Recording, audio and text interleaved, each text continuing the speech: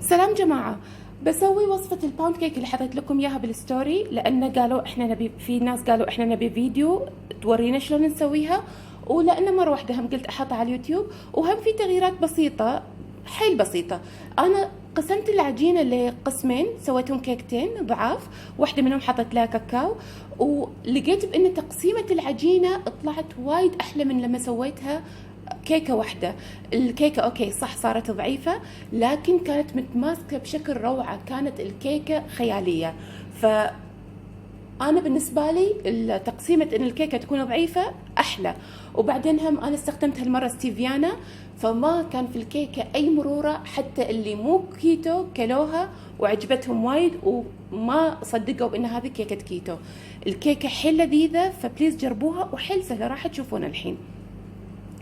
هني عندنا 4 بيضات كبار حطيتهم بالخلاط، راح احط عليهم 1.5 ملعقة صغار من البيكنج باودر، نص ملعقة فانيليا بودر، راح احط عليه نص كوب ستيفيانا كيتو 100%، وعدل الجلايسيمي ماله 0.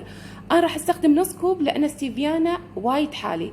اذا انتم ما تستخدمون ستيفيانا، تستخدمون نوع محلي ثاني مو حالي وايد، حطوا كوب، لكن ستيفيانا نص كوب حق الكيكه هذه كافيه.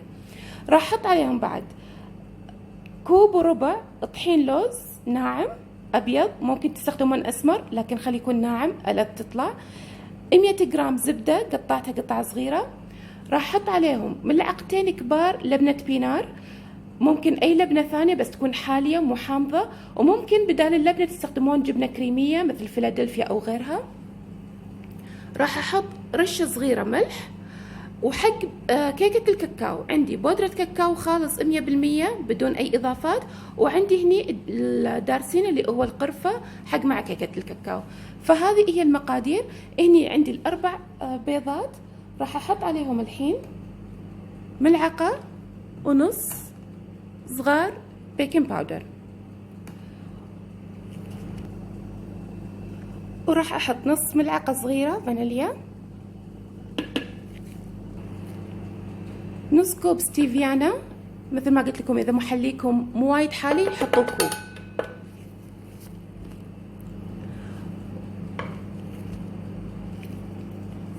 وراح احط ملعقتين مليانين حيل، شوفوا يعني جبل من ملعقتين كبار. عندي هني ملعقتين كبار من لبنة بينار، ممكن تحطون اي لبنة ثانية حالية ما تكون حامضة او جبنة كريمي. حطيت ملعقة، الحين احط الملعقة الثانية، وراح احط رشة صغيرة، شوفوا كذي على اطراف الاصابع، رشة صغيرة ملح بحر. وهذا كله الحين راح اخلطهم بالخلاط مع بعض.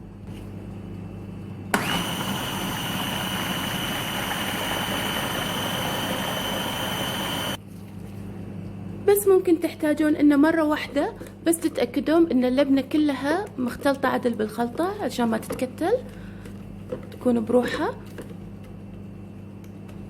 وارد اضربها بعد زيادة.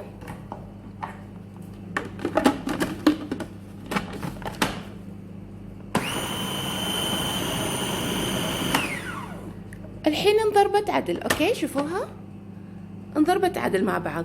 الحين راح اشغلها، وهي قاعد تشتغل كل شوي راح اقط فيها قطعة زبدة. اول ما احس الزبدة انخلطت معاها اقط اللي وراها كذي لغاية ما اخلص كمية الزبدة كلها وتتجانس مع الخليط.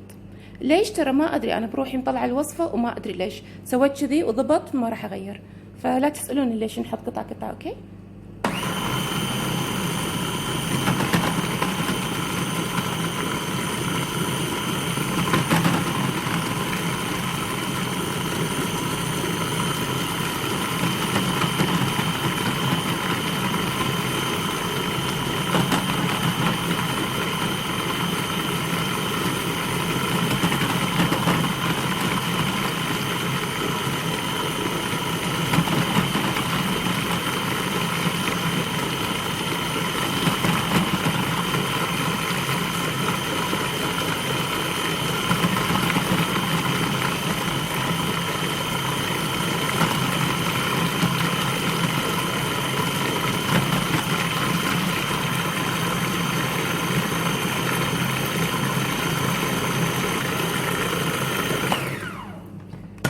تلاقون ان الزبدة والخليط كله متجانس مع بعض، والزبدة ذابت بالخليط وانخلطت معاه.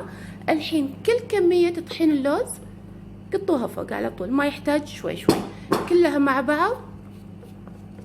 ورد مرة ثانية نخلطهم.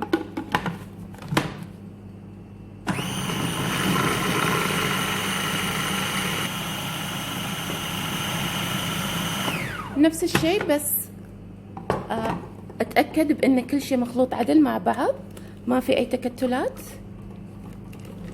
وعلى فكرة نسيت اقول لكم ان من البداية تشغلون الفرن على درجة 150 درجة من فوق وتحت. شوفوا مختلطة، بس اخلطها بعد اكثر شوي احتياط، ثواني ما تطول ابدا.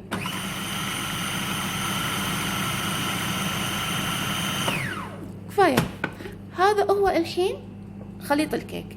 الحين اذا انتم تبون تسوونها كيكة واحدة، تحطون قالب، اذا سيليكون خلاص، اذا مو سيليكون تدهنونه بالزبدة وتحطوا له بارشمنت بيبر وتحطون كيكة كلها وتحطونها بالفرن على درجة 150 من فوق وتحت.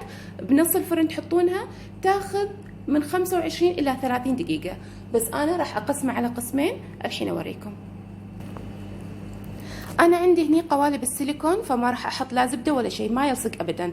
راح اقسم العجينة.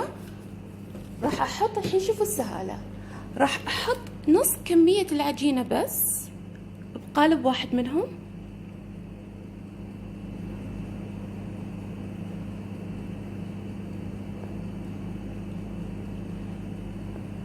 واخلي النص الثاني علشان احوله حق كيك كاكاو. عندي هني هذا حطيت النص فانيليا وسويته. الحين الباقي بحوله كاكاو. شوفوا الحين السهالة، نفس الخلطة نفس كل شيء، ما يبي له اي شيء. عندي هني كاكاو البودر، راح احط ملعقتين صغار،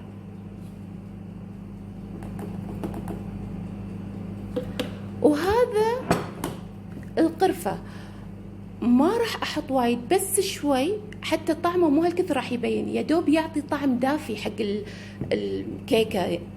تفرق بصراحة، تفرق. فإذا تحبون القرفة وما راح يبين طعمه أصلا، حطوا منه، جربوا تحطون. شوفوا يا دوب كم رشة بس راح أحط، يعني ممكن تقولون ربع قفشة صغيرة، شيء كذي، مو وايد. شوفوا رشات بسيطة حيل من القرفة.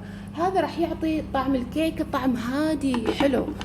ممكن حتى بدال القرفة تحطون نص ملعقة بودرة القهوة نسكافيه أو شيء. الحين هذا موجود بكل بساطة، تشغلونه وتخلطونه. هم نفس الشيء، بس نتأكد بأن الكاكاو كله منخلط عدل مع الكيكة. الحين أخلطها بعد ثواني بس، أتأكد أن كل شيء منخلط وخلاص. هذه هي كيكة الكاكاو، طعمها وايد لذيذ، كانت عجيبة الكاكاو.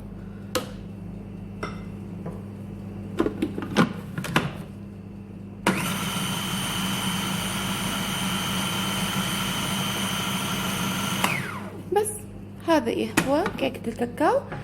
الحين راح احطها بالقالب الثاني.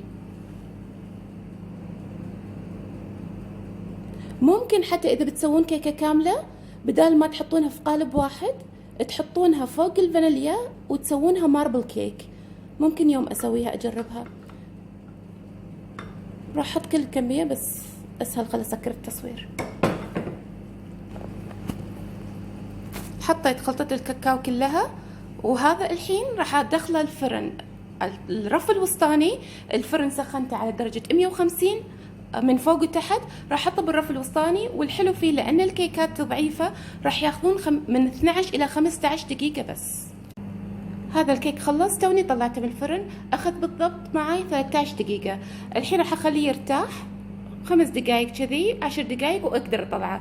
لان الكيكة ضعيفة ومو سميكة، ولان القوالب سيليكون، فاقدر اطلعه بسرعة، ما راح تتنتف معاي.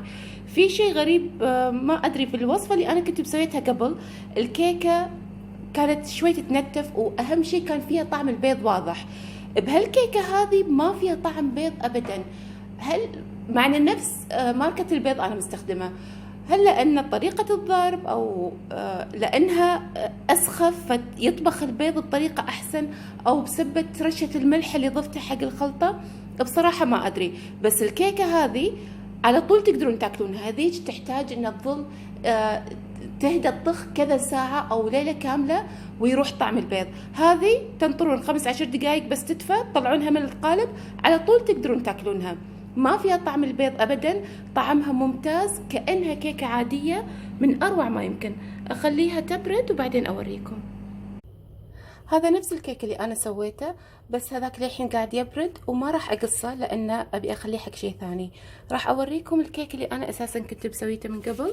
خلوا أوريكم النعومة مالته مثل سارة لي بالضبط. شوفوا وايد وايد خوش كيكة، وايد لذيذة وطرية، من أروع ما يمكن، ولا كأنها كيكة كيتو.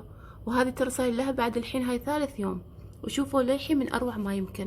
بس تحطونها وتحطونها بالثلاجة، وممكن تقصصونها تحطونها بالفريزر بعد عشان ما تاكلون وايد. فهذه هي الكيكة، وايد وايد لذيذة ووايد سهلة، فجد جربوها لا تطوفكم.